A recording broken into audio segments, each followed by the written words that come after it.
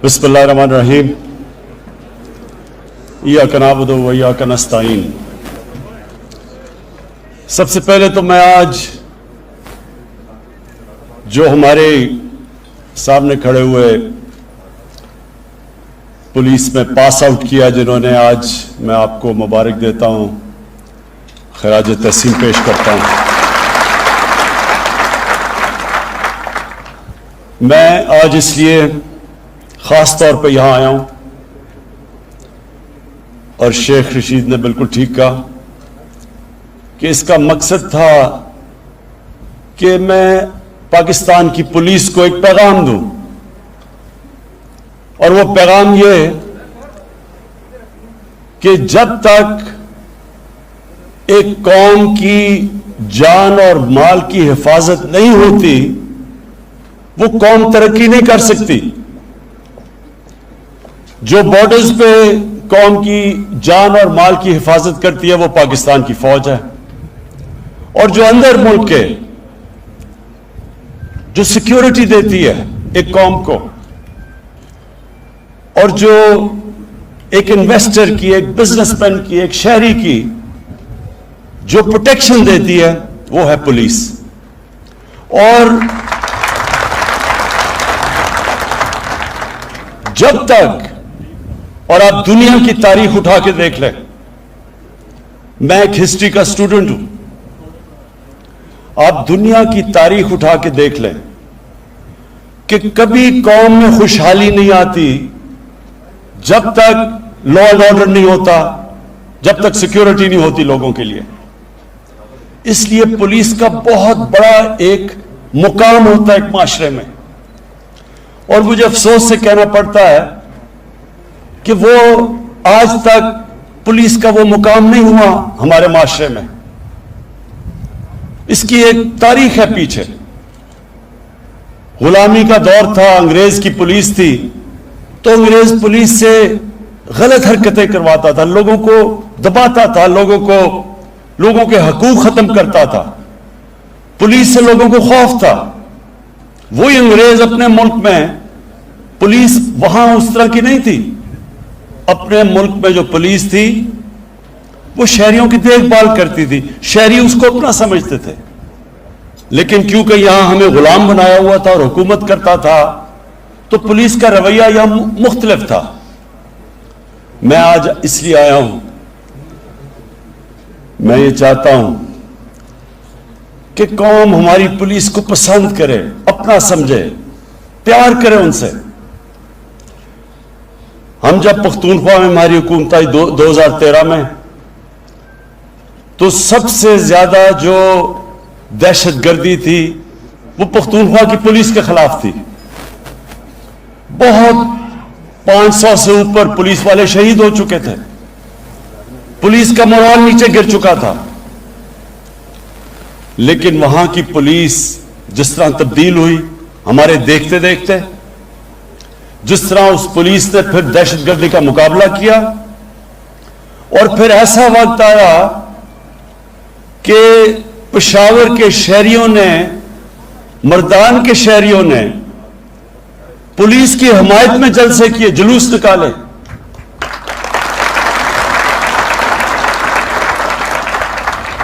और मुझे बड़ा फख्र हुआ कि अपनी आंखों के सामने मैंने उस पुलिस को बदलते देखा।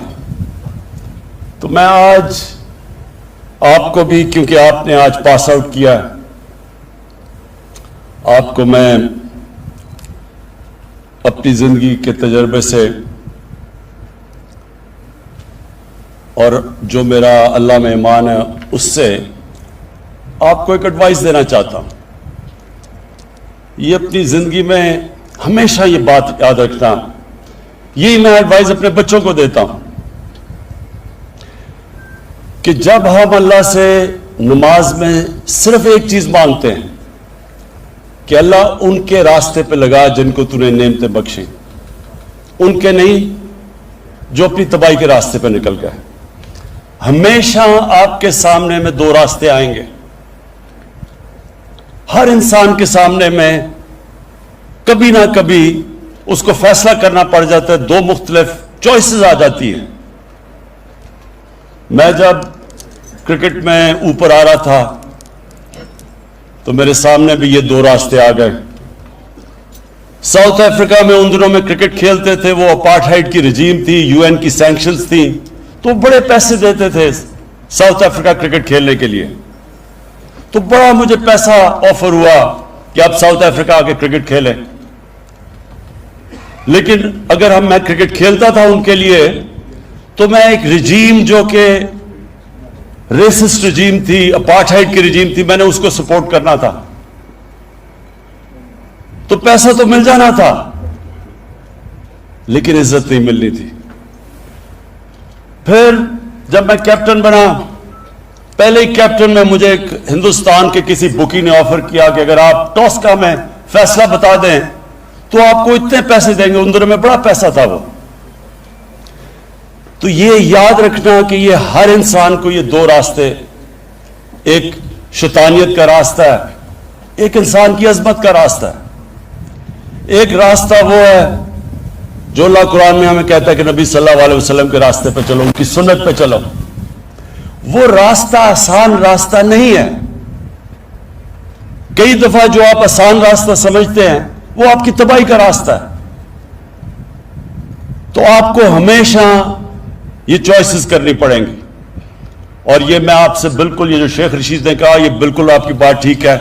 میں سمجھتا ہوں کہ آپ کو بھی جو تنخواہ ملتی ہے وہ کافی نہیں ہے, بلکہ آپ کو نہیں, ہمارے کتنے تنخواہ دار طبقہ ہے, کیونکہ مہنگائی بڑھتی گئی ہے کئی سالوں سے, تو اس کی وجہ سے تنخواہیں اتنی نہیں جتنی ملنی چاہیے. تو ایز آسان ہوتا ہے کہ چلے یہ راستہ لے لیں, پیسہ مل جائے گا, صرف ضمیر بیچنا ہوتا ہے. لیکن میں آج آپ کو یہ کہتا ہوں کہ قرآن میں اللہ نے واضح لکھا ہوا ہے کہ رزق اللہ کے ہاتھ میں ہے. آپ جو آپ حلال کی بھی کما سکتے ہیں, حرام کی بھی کما سکتے ہیں, لیکن قرآن میں واضح ہے کہ رزق اس کے ہاتھ میں ہے. میں نے اپنی زندگی میں دیکھا, اور شیخ رشید نے بھی اسی ٹائم پہ دیکھا ہوگا, وہ سیاستدان جن کو اللہ نے اتنا موقع دیا, ملک کے سربراہ بنا دیے, اور ان کے سامنے بھی یہ دو راستے تھے. وہ بھی حلال کی کمائی بھی کر سکتے تھے, اور بہت بڑی ایک عزت ہوتی ہے ملک کا سربراہ بننا. لیکن جس راستے پہ وہ نکل گئے, آپ کے سامنے آج وہ عبرت کا نشان بنے ہوئے ہیں. ان کے پاس آج اتنا پیسہ ہے, ان کو خود نہیں پتا کتنا پیسہ ہے, لیکن کبھی ہسپتالوں میں جا رہے ہیں, کبھی ملک سے باہر جا رہے ہیں, کبھی بچے باہر جا رہے ہیں, بچے باہر بھاگے ہوئے ہیں. کئی بچے کو جھوٹ بولنا پڑ رہا ہے باپوں کی چوری کو بچانے کے لیے. کیا فائدہ اس پیسے کا؟ یہ پیسہ اللہ کا عذاب ہے.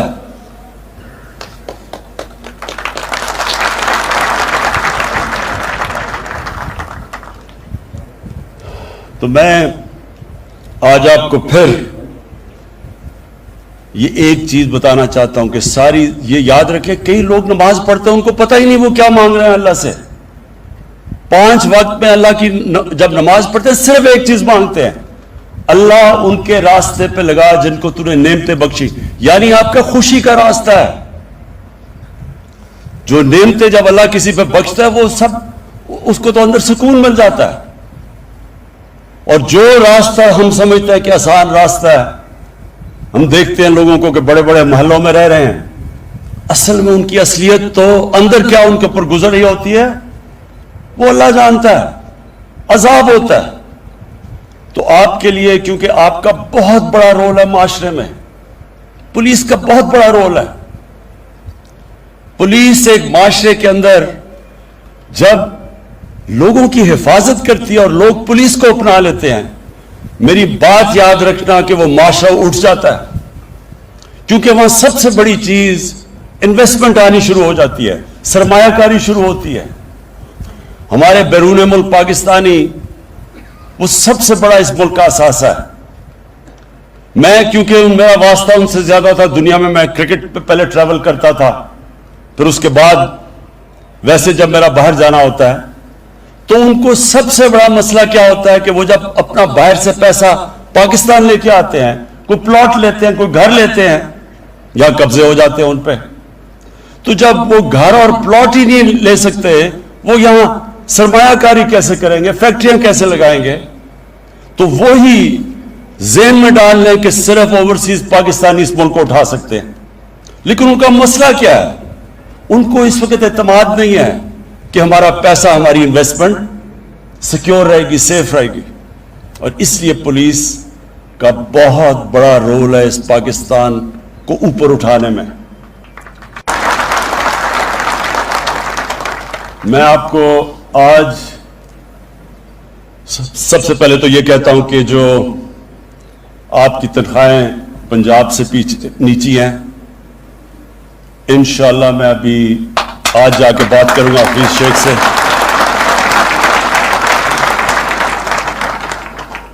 میں آپ کو یہ سب کو بتا دوں کہ یہ ملک، ہم جب پچھلے 2 سال سے جو ہمارے معاشی حالات ہیں، سب سے بڑا مسئلہ کیا ہے؟ ملک کے گھر کی طرح ہوتا ہے، گھر مقروض، سب سے زیادہ قرضے چڑھے ہوئے. تو جب ایک گھر پہ قرضے چڑھتے ہیں تو کیا کرتا ہے گھر؟ ہر گھر میں کبھی نہ کبھی مشکل وقت گزرتا ہے.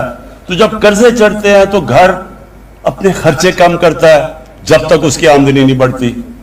تو جب خرچے کم کرتا ہے تو تکلیف ہوتی ہے لوگوں کو. ہم نے بھی میں نے اپنے آفس کے پرائم منسٹر ہاؤس اور پرائم منسٹر آفس کے 60 سے 70% خرچے کم کیے ہیں. ہم نے فیڈرل گورنمنٹ نے 40 ارب اپنی فیڈرل گورنمنٹ میں خرچے کم کیے ہیں. کیوں کیے ہیں؟ کیونکہ ہم نے بیلنس کرنا ہے. ہم قرضوں پہ گزارا نہیں کر سکتے. اور میں بڑے فخر سے آج کہتا ہوں کہ جو 2 ہمارے سب سے بڑے مسئلے تھے، ایک ہے کرنٹ اکاؤنٹ ڈیفیسٹ، یعنی کہ جو پیسہ ڈالر ملک میں آ رہے ہیں اور جو باہر جا رہے ہیں، یہ 5واں مہینہ ہے کہ وہ 17 سال کے بعد وہ سرپلس میں چلا گیا. اور دوسرا جو ہماری آمدنی اور خرچے اندرونی ہیں، اگر ہمیں قرضوں کی قسطیں نہ ادا کرنی پڑیں تو اس میں بھی ہم نے اپنا بیلنس کر لیا، یعنی کہ ہم تھوڑا سرپلس پہ ہیں. یہ بہت بڑا 2 سالوں میں ہماری گورنمنٹ نے، میرے خیال میں یہ بہت بڑا کارنامہ انجام دیا. کوئی نہیں سمجھ رہا تھا کہ 2 سالوں میں یہ ہوگا. لیکن جب تک ہماری آمدنی نہیں بڑھتی تو ساری قوم کو کہتا ہوں تھوڑا صبر کرنا پڑے گا آپ کو، کیونکہ انشاءاللہ جس طرح آگے حالات ہمیں نظر آ رہے ہیں، ہمارے ملک میں اللہ نے سب کچھ دیا ہے. صرف ہم نے اپنی مینجمنٹ گورننس سسٹم ٹھیک کرنا ہے اور یہ ملک اٹھ جائے گا. اور انشاءاللہ ہمارے پاس اتنا پیسہ ہوگا کہ پولیس کو ہی نہیں، آپ کی تنخواہیں پنجاب نہیں، سارے پاکستان میں پولیس کی بھی تنخواہیں بڑھائیں گے. اپنے جو ہمارے سارے سرکاری نوکر ہیں، بیوروکریٹس ہیں، تنخواہ دار ہیں، انشاءاللہ سب کی تنخواہیں بڑھائیں گے جیسے جیسے آمدنی ہماری بڑھتی جاتی ہے. لیکن میں 2 چیزیں آج کہنا چاہتا ہوں خاص اسلام آباد پولیس کو. نمبر 1 کہ ساری اسلام آباد پولیس کے ہر گھر کو ایک ہیلتھ کارڈ دیں گے ہم. ہیلتھ کارڈ کا مطلب کہ ہر گھر کے پاس ایک ہیلتھ انشورنس ہوگی، اور انشاءاللہ 10 لاکھ روپے کی ہر پولیس کے گھر کی ہیلتھ کی انشورنس ہوگی کہ 10 لاکھ تک کسی گورنمنٹ یا پرائیویٹ ہاسپٹل میں آپ اپنا علاج کروا سکیں گے. اور دوسرا آپ کو میں جو ہم نیا پاکستان ہاؤسنگ بنا رہے ہیں، اس کے اندر جو بھی تنخواہ دار، اور خاص طور پہ شروع آپ سے کریں گے، اسلام آباد پولیس اور آپ کے اسلام آباد میں جو فیڈرل یہ جو ہمارے سرکاری نوکر ہیں، ان سب کے لیے ہم اب وہ کرنے جا رہے ہیں جو کبھی پاکستان میں پہلے نہیں ہوا، کہ سرکاری نوکر جو اپنی تنخواہ سے جو کرایہ دیتے تھے، وہ کرایہ آپ کے گھروں کی قسطوں کے اوپر چلا جائے گا. یعنی کہ بجائے کرایہ دینے کے وہ گھر کی قسطیں دیں گے اور آپ کا وہ گھر اپنا ہو جائے گا.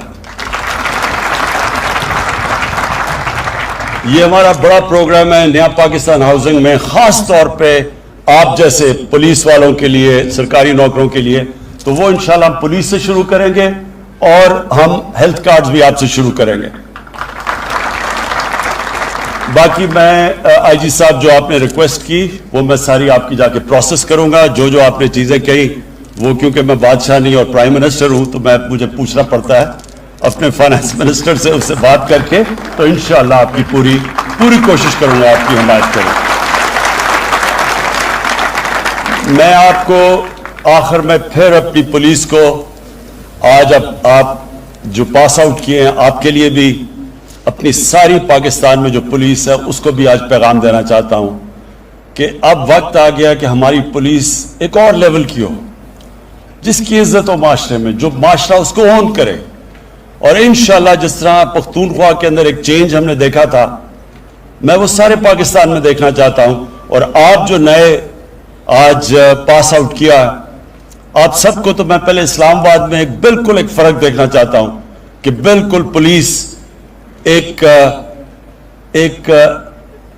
جس طرح نیا پاکستان ہے ایک نئی پولیس فورس ہمارے سامنے آئے جو ایک بالکل مختلف اس کی ایٹیٹیوڈ ہو, اس کا ایک لوگوں کے اندر. شیخ صاحب نے کہا وی آئی پیز کا تو ہم کرتے ہی رہتے ہیں ہم. میں چاہتا ہوں کہ جو عام ہمارا شہری جو غریب آدمی ہے آپ اس کو وی آئی پی بنائیں, وہ آپ کے لیے وی آئی پی ہو, اس کی رسپیکٹ ہو. ایک معاشرے کی پہچان کبھی نہیں ہوتی کہ اس معاشرے میں وی آئی پیز کیسے رہتے ہیں. ایک معاشرے کی پہچان وہ ہوتی ہے کہ جو اپنے کمزور طبقے کو وہ معاشرہ کیسے رکھتا ہے. اور انشاءاللہ آپ کی ایٹیٹیوڈ جب میں دیکھوں گا اپنے غریب لوگوں کی طرف آپ کی ایٹیٹیوڈ کیسی ہے, اور اس کے بعد پھر میں اگلی بھی آپ کی پاسنگ آؤٹ پریڈ پہ آؤں گا اور آ کے پھر بتاؤں گا کہ ایک سال میں کیا فرق پڑا. بہت بہت شکریہ.